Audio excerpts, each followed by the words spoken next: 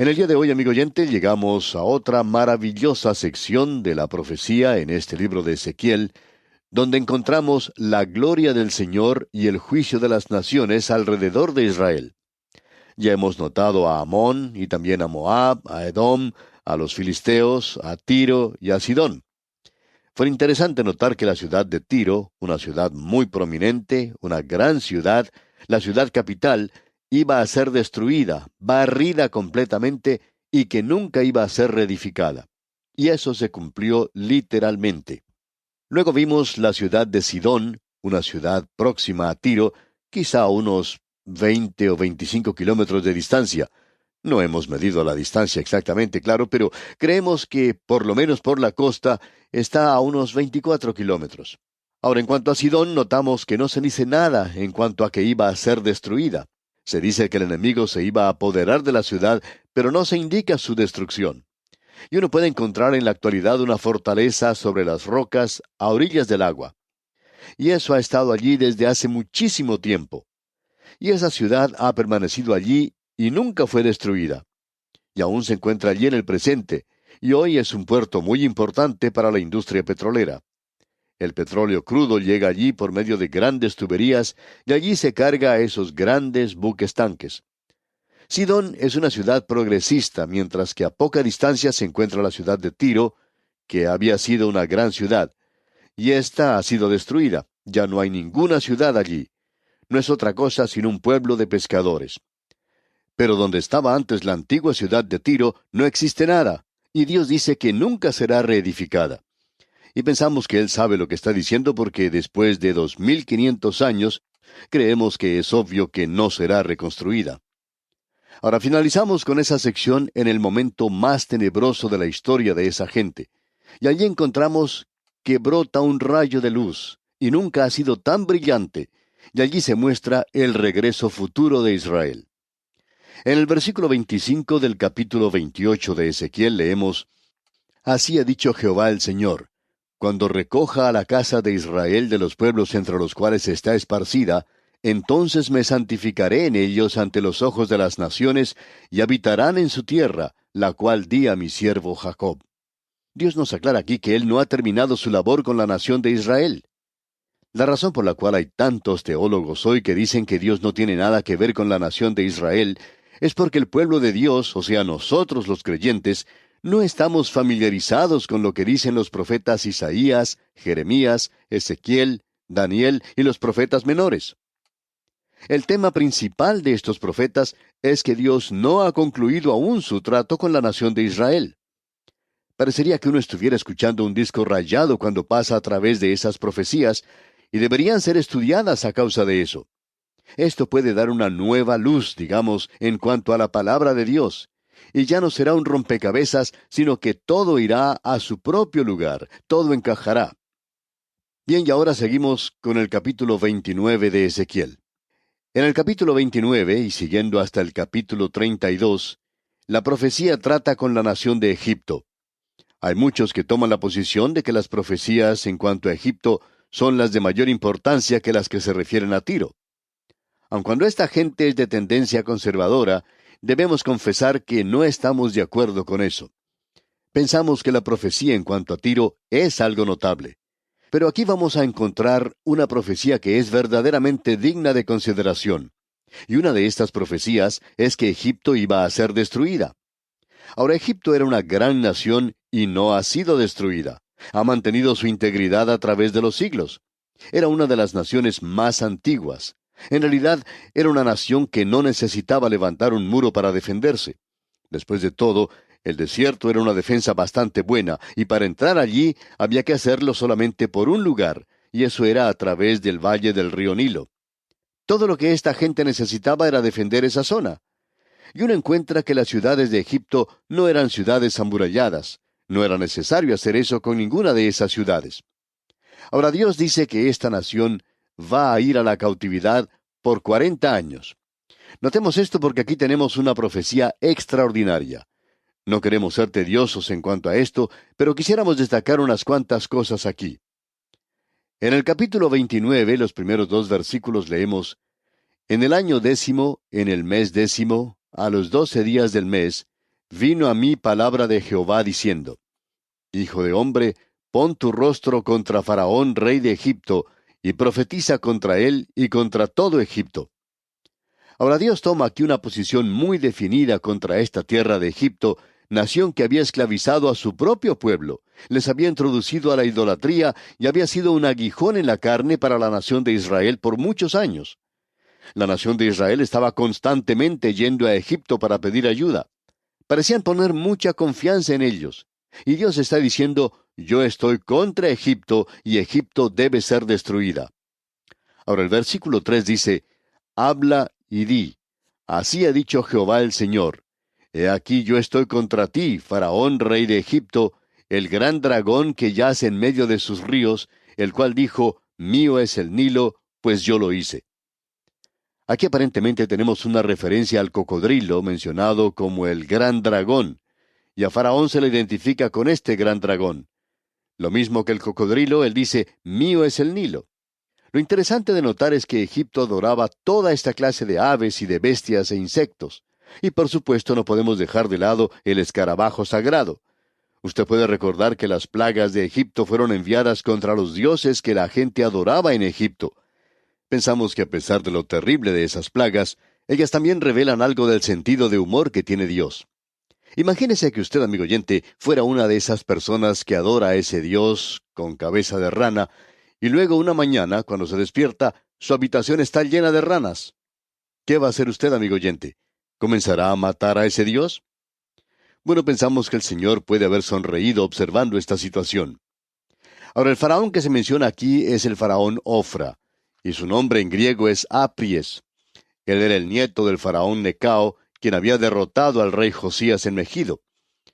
Por cierto que sabemos que Josías fue muerto en ese lugar. Y luego el rey Sedequías, así como también otros gobernantes aún antes de él, como Joacim, Joaquín, y ellos buscaron ayuda en el faraón Ofra cuando Jerusalén fue sitiada. Los ejércitos de Egipto vinieron y pasaron a través de Fenicia y obligaron a los caldeos a que levantaran ese sitio de Jerusalén. Usted recordará que observamos eso cuando estudiamos el libro de Jeremías. El profeta Jeremías también había profetizado la caída de Ofra.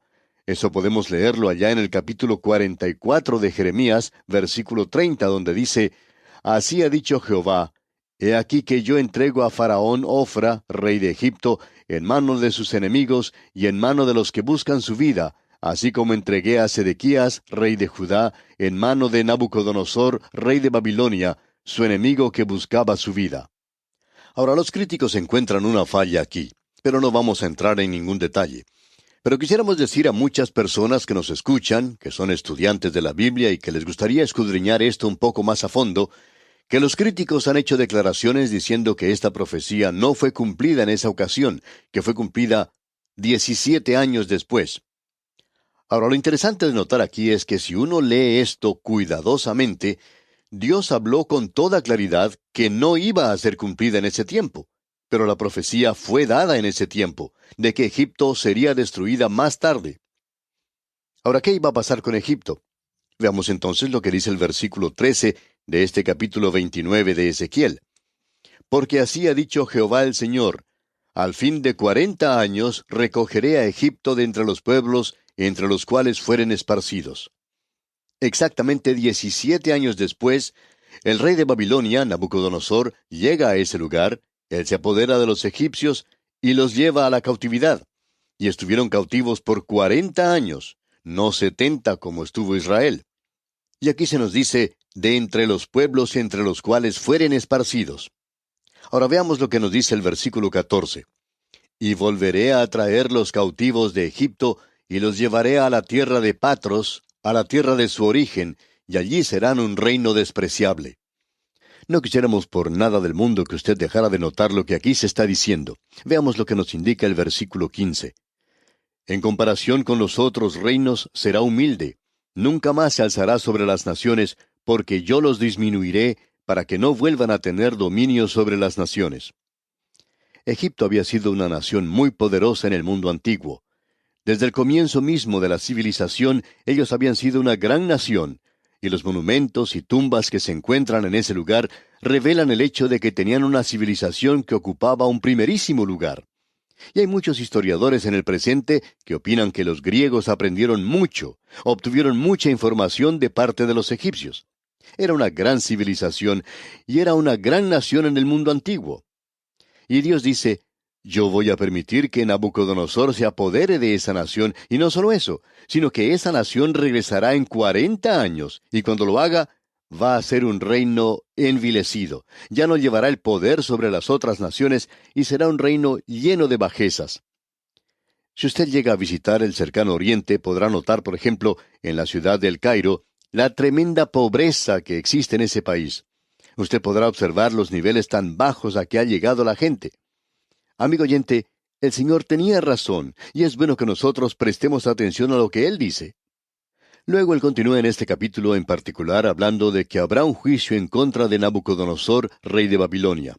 Y en la primera parte del versículo 18 de este capítulo 29 de Ezequiel leemos, Hijo de hombre, Nabucodonosor, rey de Babilonia, hizo a su ejército prestar un arduo servicio contra Tiro. Luego vemos que se apoderaría de Tiro y notamos que tiene algo más en el versículo 19. Por tanto, así ha dicho Jehová el Señor. He aquí que yo doy a Nabucodonosor, rey de Babilonia, la tierra de Egipto, y él tomará sus riquezas, y recogerá sus despojos, y arrebatará botín, y habrá paga para su ejército. Usted puede ver que no solo Tiro y Egipto, sino que también la nación de Israel serán entregadas a Babilonia, un imperio mundial de primera clase. Ahora, en el capítulo 30 encontramos lo que llamamos un lamento. Aquí encontramos que se habla de la desolación de Egipto, y por cierto que es un país, una nación muy desolada. En el primer versículo de este capítulo 30, tenemos algo que se ha repetido ya muchísimas veces. Estamos seguros de que han sido centenares las veces que se ha repetido esa expresión. Leamos pues los primeros 2 versículos de este capítulo 30 de Ezequiel. Vino a mí palabra de Jehová diciendo, Hijo de hombre, profetiza y di, así ha dicho Jehová el Señor, lamentad, ay de aquel día. Es una época de lamentación, este es el lamento. Luego en el versículo 3 continuamos leyendo, porque cerca está el día de Jehová, día de nublado, día de castigo de las naciones será. Esto era algo fuera de lo común. En la tierra de Egipto no hay muchas nubes porque allí se tiene menos de 1 pulgada de lluvia en esa sección. La gente depende de las aguas del río Nilo. De paso, digamos que ellos adoran al cocodrilo del río Nilo, así como también a todo lo demás en el reino animal y en el mundo de las aves y de los insectos, también las bestias. Y la gente en la tierra de Egipto adoraba todo esto. Ahora en el versículo 3 hemos leído, Día de castigo de las naciones será. Y estamos viviendo actualmente en esa época. Las naciones se están sacudiendo a través de todo el mundo. Y continuando con el versículo 4 leemos, Y vendrá espada a Egipto, y habrá miedo en Etiopía, cuando caigan heridos en Egipto, y tomarán sus riquezas, y serán destruidos sus fundamentos. No vamos a entrar en esto hoy, pero más adelante nos vamos a referir a Etiopía. Existía una alianza entre las naciones de Egipto y Etiopía, aunque nosotros no lo consideramos como algo muy destacado al estudiar la Biblia, pero hubo mucha enemistad y guerra entre Egipto y Etiopía. Hay muchos eruditos de tendencia conservadora que creen que Moisés, cuando estaba en Egipto como hijo de la hija de Faraón, y hubiera llegado a ser el próximo Faraón, que él encabezó una expedición contra Etiopía. Bueno, leamos lo que dice el versículo 5 de este capítulo 30 de Ezequiel. Etiopía, Fut, Lud, toda Arabia, Libia, y los hijos de las tierras aliadas caerán con ellos a filo de espada.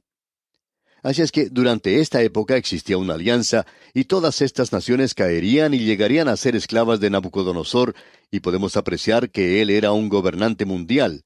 Él es la cabeza de oro y representa los 4 grandes reinos mundiales. Luego en el versículo 6 leemos, Así ha dicho Jehová, también caerán los que sostienen a Egipto, y la altivez de su poderío caerá. Desde Migdol hasta Sevene caerán en él a filo de espada, dice Jehová el Señor. También caerán los que sostienen a Egipto, dice.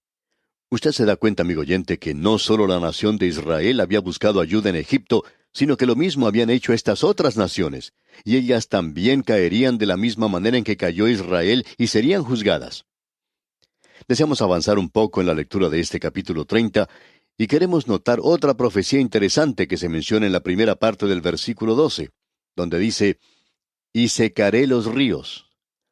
Ahora, cuando dice secaré los ríos, es una referencia a lo que ya hemos visto anteriormente, que hay varios afluentes en el delta del río Nilo, y había muchos de ellos. También había canales en esa zona. Esta era una zona muy fértil. Estaba cerca de la tierra de Gosén, una sección muy fértil, muy rica, donde se encontraban los hijos de Israel.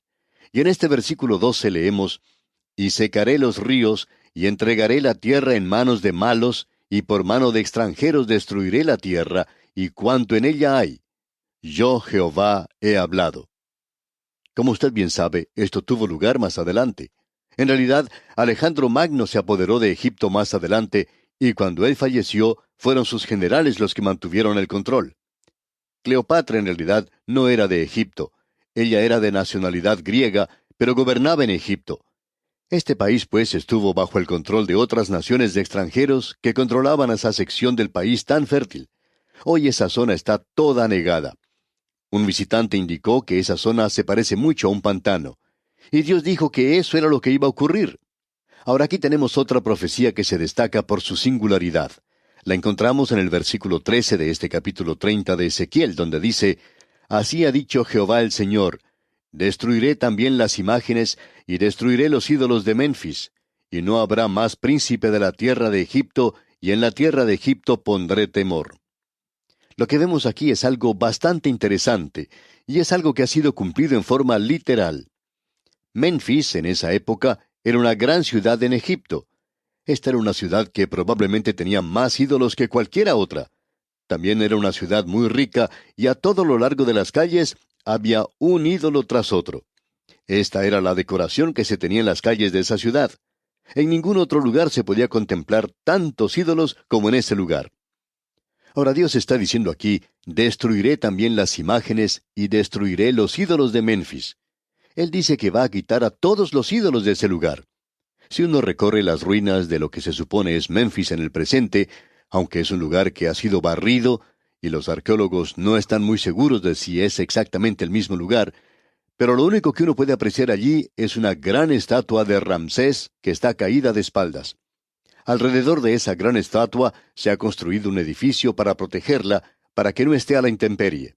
Pero es lo único que hay en ese lugar. Y eso es exactamente lo que Dios dijo que iba a hacer. Destruiré también las imágenes y destruiré los ídolos de Memphis, y no habrá más príncipe de la tierra de Egipto. Ya no existe un linaje real en este país. No creemos que uno pueda decir que los gobernantes de la actualidad en Egipto son descendientes de ese linaje real. Ya no ha habido un gran gobernante. Ahora ellos necesitan buscar ayuda en otras naciones y lo están haciendo en la actualidad también. Dios continúa diciendo que eso era lo que iba a ocurrir. Y luego en el versículo 15 dice, y derramaré mi ira sobre Sin, fortaleza de Egipto, y exterminaré a la multitud de Tebas. Tebas se encuentra en la parte alta del Nilo, una gran ciudad. Allí hay ahora las ruinas de esta ciudad, ya que la ciudad misma ha desaparecido. Su grandeza ha desaparecido. Y Dios continúa hablando en cuanto al linaje de estas grandes ciudades de Egipto que ahora ya han desaparecido. Dios dice ahora que Babilonia triunfará sobre Egipto. Él está repitiendo esto, ya que lo ha dicho antes una vez. Pero como hizo en cuanto a Jerusalén, lo está aclarando aquí nuevamente.